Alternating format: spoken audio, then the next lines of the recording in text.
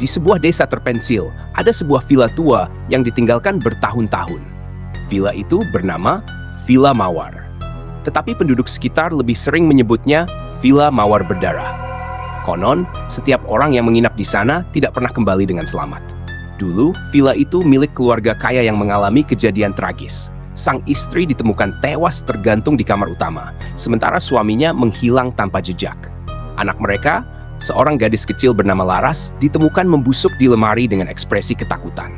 Sejak saat itu, villa tersebut kosong dan hanya menyisakan kisah-kisah menyeramkan dari mereka yang nekat mendekatinya. Suatu hari, sekelompok anak muda bernama Dika, Andi, Rina, dan Sari tertarik untuk membuktikan mitos tentang villa tersebut. Mereka datang membawa kamera dan peralatan untuk merekam pengalaman mereka. Saat mereka memasuki villa, suasana langsung terasa mencekam. Bau busuk menyeruak dari dalam, dan suhu udara terasa lebih dingin dari biasanya. Dinding-dindingnya penuh coretan merah seperti bekas darah. Cuma cat lama, kata Dika, mencoba menenangkan yang lain.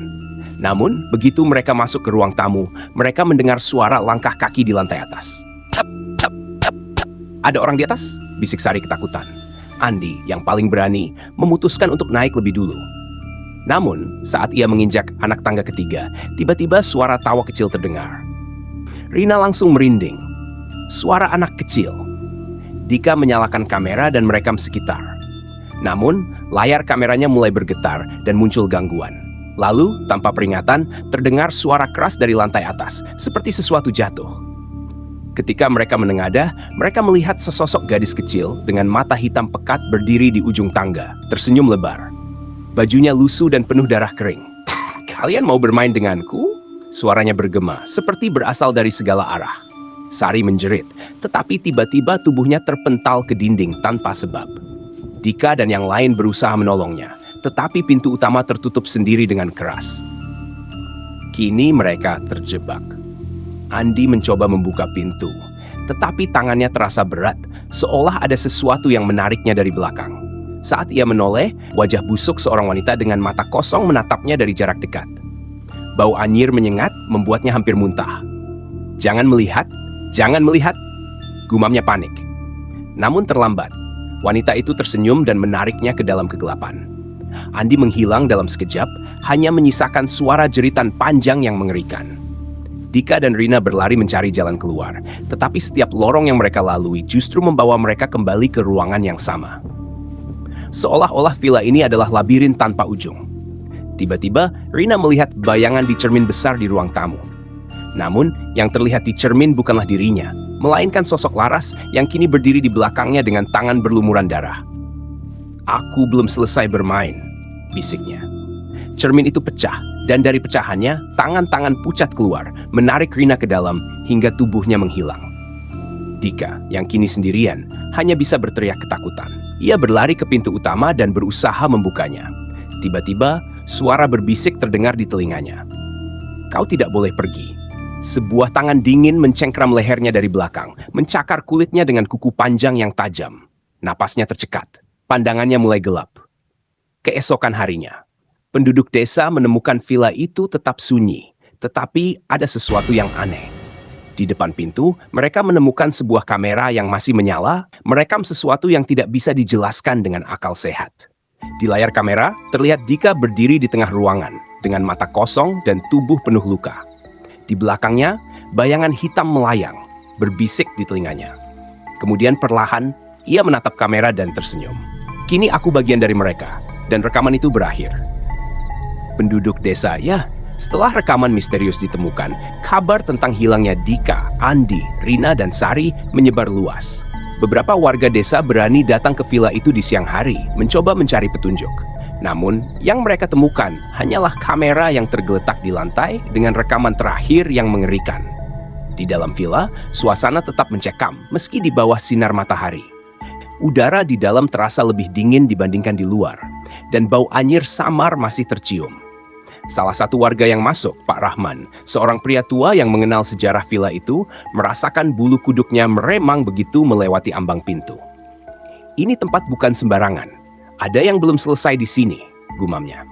Saat Pak Rahman menatap ke arah tangga, samar-samar terdengar suara langkah kecil yang berlarian di atas.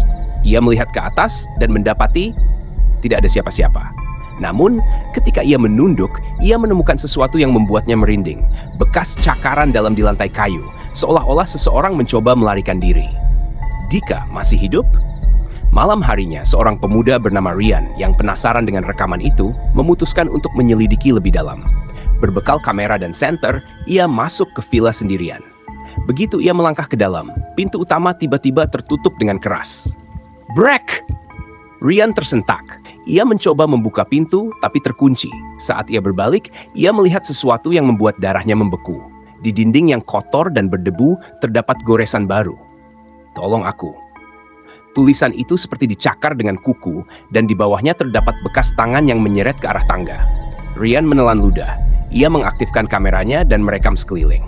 Saat ia melangkah ke atas, suara samar terdengar dari salah satu kamar. Ryan, tolong aku. Itu suara Dika. Dengan napas tercekat, Ryan membuka pintu kamar utama. Gelap, bau busuk langsung menusuk hidungnya. Ia menyorotkan senter dan melihat sesuatu yang membuatnya ingin lari.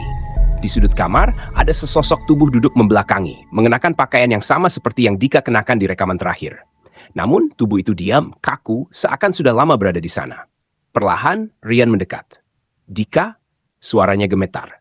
Tiba-tiba, tubuh itu bergerak, kepalanya berputar perlahan. Lebih dari 180 derajat, dan wajah yang terlihat bukan wajah manusia lagi. Kau terlambat. Jeritan panjang menggema di dalam villa, namun tak seorang pun di luar yang mendengarnya. Keesokan harinya, penduduk desa menyadari bahwa Ryan tak pernah kembali.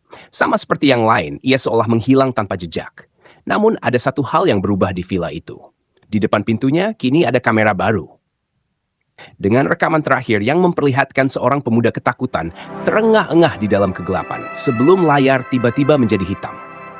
Setelah hilangnya Ryan, warga desa tidak lagi berani mendekati villa itu. Beberapa orang yang penasaran mencoba menonton rekaman terakhir di kameranya. Tetapi anehnya, rekaman itu hanya berisi suara napas berat dan bisikan tak jelas. Tidak ada gambar, tidak ada Ryan. Pak Rahman, yang sebelumnya memasuki villa, mulai mengalami mimpi buruk setiap malam. Ia melihat sosok tanpa wajah yang berdiri di depan ranjangnya. Hanya diam, mengamati dalam kegelapan. Sesekali terdengar suara langkah kaki dari atap rumahnya, seolah sesuatu merayap di atasnya. Ketakutan itu semakin menjadi ketika seorang bocah desa Adi mengatakan sesuatu yang mengejutkan. Malam tadi, aku melihat Ryan berdiri di depan villa. Tapi wajahnya bukan wajahnya. Pintu terakhir yang terbuka sendiri. Sebuah tim paranormal akhirnya dikirim untuk menyelidiki villa Mawar. Mereka membawa kamera inframerah, alat pendeteksi energi, dan berbagai perlengkapan lainnya. Saat mereka memasuki villa di tengah malam, suasana terasa berat. Udara dingin menyelimuti mereka, padahal di luar suhu normal. Di dalam villa, semua terasa sunyi, terlalu sunyi. Tidak ada suara jangkrik, tidak ada suara angin, hanya keheningan yang mencekam. Saat tim menyusuri lorong utama, tiba-tiba terdengar suara tok tok dari atas. Mereka menyorotkan senter ke arah tangga. Tangga itu kosong, namun mereka bisa merasakan sesuatu sedang memperhatikan mereka dari kegelapan lantai 2. Salah satu anggota tim, Arif, memberanikan diri naik. Setiap langkahnya menimbulkan bunyi berderit yang bergema di seluruh villa. Saat ia mencapai lantai 2, ia melihatnya. Pintu yang pada rekaman sebelumnya sedikit terbuka, kini benar-benar terbuka lebar, seperti mengundang mereka masuk. Dari dalamnya, keluar bau anyir yang menyengat. Dinding di sekitar pintu tampak lebih gelap, seperti ada sesuatu yang mengalir dan meresap ke dalam kayunya. Arif menyalakan kamera inframerah. Dalam layar, tampak sesuatu yang membuat jantungnya hampir berhenti. Ada bekas tangan dan wajah menekan dari balik dinding. Bukan satu, bukan dua, tapi puluhan. Seolah ada banyak orang yang terperangkap di dalamnya. Tiba-tiba, suara berbisik memenuhi ruangan. Terlambat, kalian juga akan menjadi bagian dari ini. Mereka yang hilang tak pernah kembali. Teriakan menggema di seluruh villa. Kamera yang mereka bawa terjatuh dan merekam kilatan-kilatan cahaya sebelum akhirnya terhenti total. Keesokan harinya, tim paranormal yang terdiri dari 5 orang tidak pernah ditemukan. Satu-satunya yang tersisa hanyalah kamera mereka. Tergeletak di depan pintu villa yang kini tertutup rapat kembali. Penduduk desa yang melihat rekaman terakhir itu tak sanggup menontonnya sampai habis. Di akhir rekaman, tepat sebelum layar menjadi gelap, terlihat sosok berdiri di ambang pintu, menatap ke arah kamera. Sosok itu memakai pakaian yang familiar, pakaian yang dikenakan Ryan saat terakhir kali masuk ke dalam villa. Namun, wajahnya kosong. Tanpa mata, tanpa hidung, tanpa mulut. Hanya kulit pucat yang mulus, seperti boneka tanpa jiwa. Dan di layar kamera, muncul tulisan terakhir yang bukan berasal dari siapapun di tim itu. Aku lapar. Siapa berikutnya? Villa Mawar kini tak lagi sekadar cerita. Ia menunggu untuk menelan jiwa-jiwa lain yang cukup bodoh untuk masuk ke dalamnya. Setelah hilangnya tim paranormal, penduduk desa semakin takut. Tak ada lagi yang berani mendekati villa itu, bahkan di siang hari.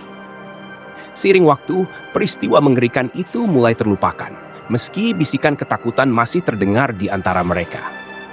Beberapa bulan berlalu tanpa kejadian aneh. Seolah-olah villa itu akhirnya puas setelah mengambil nyawa para korban sebelumnya. Malam-malam di desa kembali normal. Tak ada lagi suara aneh, tak ada lagi mimpi buruk bagi mereka yang pernah masuk ke villa. Tapi, seperti api yang diam-diam membara di bawah abu, sesuatu masih mengintai. Pada suatu hari, seorang wanita asing datang ke desa. Ia mengenakan pakaian hitam panjang, wajahnya pucat dan matanya dalam seperti menyimpan kesedihan. "Aku mencari saudaraku," katanya kepada warga. Namanya Ryan. Para warga saling berpandangan, merasa kasihan sekaligus ngeri. Mereka menjelaskan bahwa Ryan sudah lama menghilang, terseret oleh kutukan Villa Mawar. Namun, wanita itu tidak percaya begitu saja. "Aku harus masuk ke villa itu," katanya dengan suara dingin. Beberapa orang berusaha mencegahnya, tapi tatapan matanya begitu tajam dan teguh. Seolah ada sesuatu yang lebih besar daripada rasa takut dalam dirinya. Malam itu, wanita itu berjalan sendirian ke villa, membawa lentera kecil dan sebuah buku tua yang terlihat usang. Begitu ia melangkah masuk, villa itu terasa lebih hening dari sebelumnya. Udara di dalam lebih berat, hampir sulit bernapas. Namun, tak seperti yang lain, ia tidak gemetar ketakutan. Ia membuka buku tua yang dibawanya. Itu adalah jurnal milik pemilik asli Villa Mawar.